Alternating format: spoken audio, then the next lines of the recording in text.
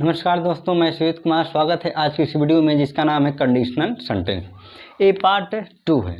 इससे पहले वाले पार्ट पे मैंने आपको 3 टाइप के बारे में बताया था, जिसमें से पहला टाइप था कि जिस वाक्य के अंत में गागे गे आते हैं तो एक तरफ के वाक्य को प्रेजेंट इंडेफिनिट और दूसरे वाले वाक्य को फ्यूचर इंडेफिनिट में बनाते हैं। ठीक है, दूसरे वाले वाक्य को या दूसरे टाइप को मैंने बताया था कि दोनों वाक्य के अंत में ता, ती, ते शब्द क्या करते हैं, आते हैं और इसमें भूतकाल की कल्पना की गई होती है, जो पूरी या वर्तमान काल में पूरी संभव होती हुई नज़र नहीं आती है। जो तीसरा टाइप था उसमें मैंने बताया था कि जैसे इसमें भी लगभग दोनों क्लाजेज के अंत में ताती ते ही शब्द आते हैं, लेकिन इसमें किसी भूतकाल की शर्त और परिणाम के बारे में क्या किया गया है, बताया जाता है। ठीक है, तो इन सभी के ऊपर हमने ऑलरेडी चर्चा कर लिया है। आज हम लोग चौथे टाइप के बारे में देखते हैं। ठीक है, तो आइए अब बिना समय गंवाए हुए वीडियो को शुरू करते हैं। चौथे टाइप के बारे में देखिए, दिया क्या है, इसमें दोनों क्लाज में ए शब्द क्या करते हैं, आते हैं।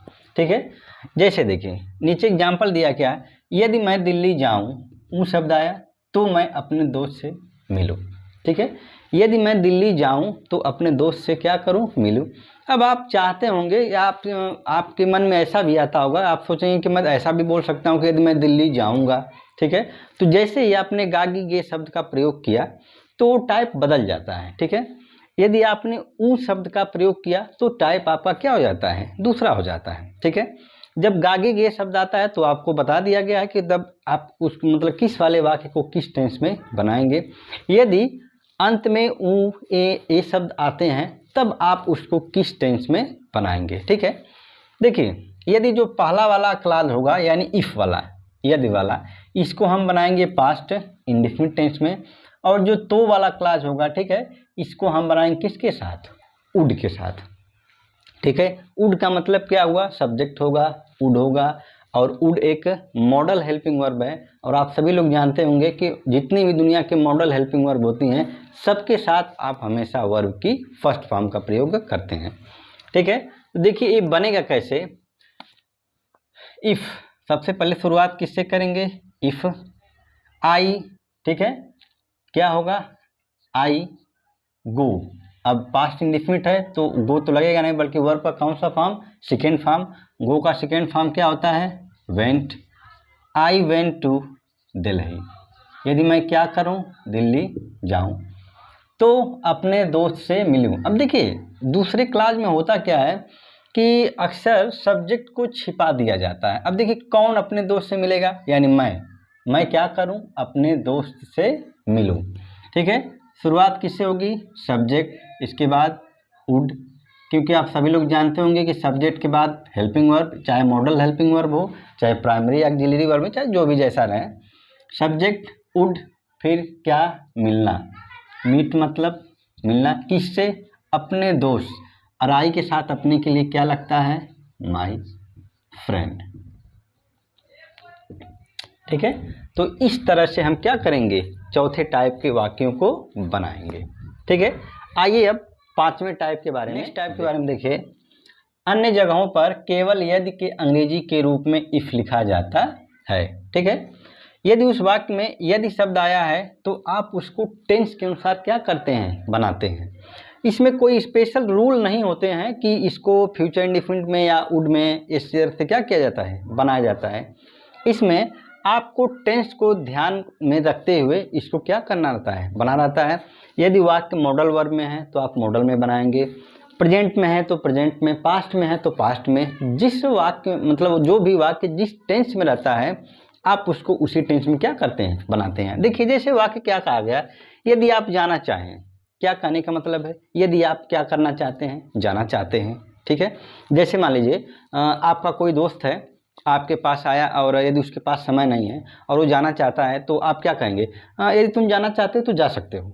ठीक है, तो क्या कहने का मतलब हुआ, आप जाना चाहें या आप जाना चाहते हैं तो क्या कर सकते हैं, जा सकते हैं।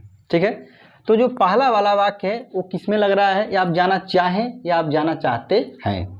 ठीक है, तो ये प्रेजेंट इंडेफिनिट में देखिए आपको बनाना पड़ेगा। देखिए सबसे पहले क्या करेंगे, इफ़, ठीक है, आप यानी यू, चाहना want, if you want to go, ठीक है, यदि आप जाना चाहें तो क्या कर सकते हैं, जा सकते हैं, यानी कैन गो। अब आप यहाँ पे चाहें तो यू को लिखें, चाहे तो न लिखें, कोई प्रेशर नहीं है, क्योंकि इंपरेटिव सेंटेंस में लगभग क्या होता है, यू जो सब्जेक्ट रहता है हमारा छिपा रहता है, ठीक है।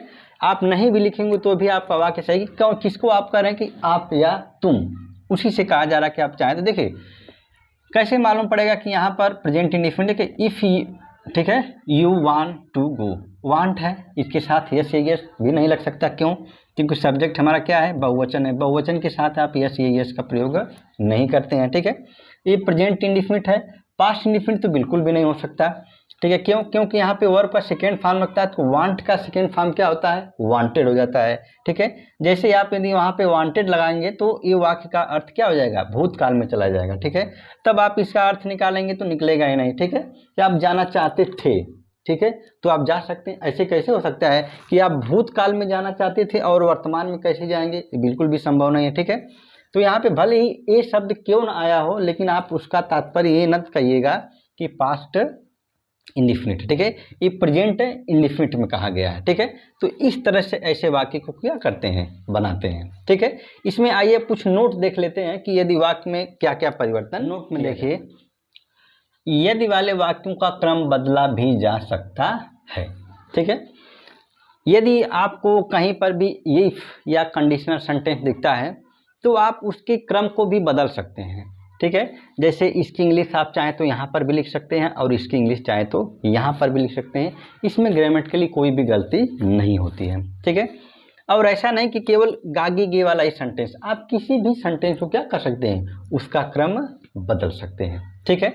जैसे देखिए पहला वाक्य क्या है कि यदि वह यहाँ आएगा, यानी कौन सा टाइप है, type 1, if he comes here, यदि वह क्या करेगा, यहाँ आएगा तो चाय पिएगा, यानी ही विल टेक टी, ठीक है। इस तरह से हो गया, यानी पहला वाला वाक्य है प्रेजेंट इंडेफिनिट और दूसरा वाला जो वाक्य है वो फ्यूचर इंडेफिनिट में। अब देखिए आप चाहें तो इसको दूसरे तरीके से भी क्या कर सकते हैं, बना सकते हैं। आप इस पार्ट को चाहें तो पहले लाएं, यानी ही विल, ठीक है, टेक टी। अब इफ वाले क्लास को आप क्या करेंगे, बाद में भी लेकर जा सकते हैं, इफ ही कम्स हियर, ठीक है। इस तरह से हम इसको क्या कर सकते हैं, आप दोनों क्लासेज के जो स्थान को परिवर्तित कर सकते हैं, ठीक है। तो ये थे आपके पांचों टाइप के बारे में, और ये कुछ स्पेशल थे जो आप मतलब वाक्य को बदल सकते हैं, ठीक है। तो आइए अब एक ही बार में हम पांचों टाइप के बारे में शॉर्टकट में देख लेते हैं कि आप पांचों टाइप को कैसे पहचानेंगे और किसको किस टेंस में बनाएंगे। ये पांचों टाइप आपके सामने हैं, ठीक है। जो पहला टाइप था, दोनों वाक्य अंत में आगे गए आते हैं, तो पहले वाले क्लास को प्रेजेंट इंडेफिनिट और दूसरे वाले को फ्यूचर इंडेफिनिट में, ठीक है। दूसरे क्लास के अंत में ता ती ते आते हैं, ठीक है। इसमें कोई कल्पना की जाती है, ठीक है। एक तरफ बात होने की होती है और दूसरे तरफ कार्य करने की, ठीक है। जब वैसा वाक्य आएगा तो आप समझ जाएंगे कि नहीं, एक तरफ होना होगा और दूसरी तरफ क्या होगा, करने की बात की जाएगी। तीसरे टाइप में भी लगभग ताती ते ही शब्द आते हैं, लेकिन शर्त और परिणाम के बारे में क्या किया गया है, बताया गया होता है। इसमें दोनों तरफ करने के बारे में कहा गया होता है, ठीक है। और आपको वो टाइप में बताया गया होगा, पार्ट 1 में आपको बताया जा चुका है कि किधर वाले वाक्य को किस टेंस में बनाया जाता है, ठीक है। जो चौथा टाइप है आपने अभी देखा कि इसमें ए शब्द आते हैं, तो एक तरफ के पास्ट इंडेफिनिट और दूसरे तरफ के उड के साथ बनाया जाता है।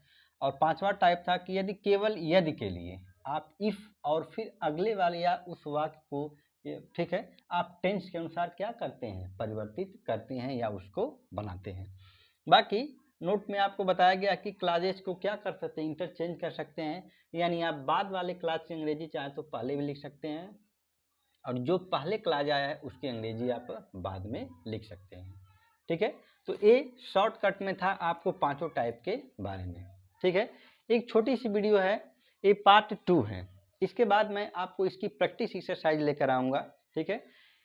मैं उम्मीद करता हूँ कि आपको इससे ज़रूर कुछ ना कुछ सीखने को मिला होगा, ठीक है। अगर सीखने को मिला हो तो वीडियो को लाइक करें, शेयर करें, कमेंट करें और चैनल को सब्सक्राइब भी करें और बेल आइकन घंटी को ज़रूर प्रेस करें, ताकि जैसे ही कोई अगली वीडियो अपलोड हो उसका नोटिफिकेशन तब आपके सबसे पहले मिल सके। तब तक के लिए गुड बाय, टेक केयर।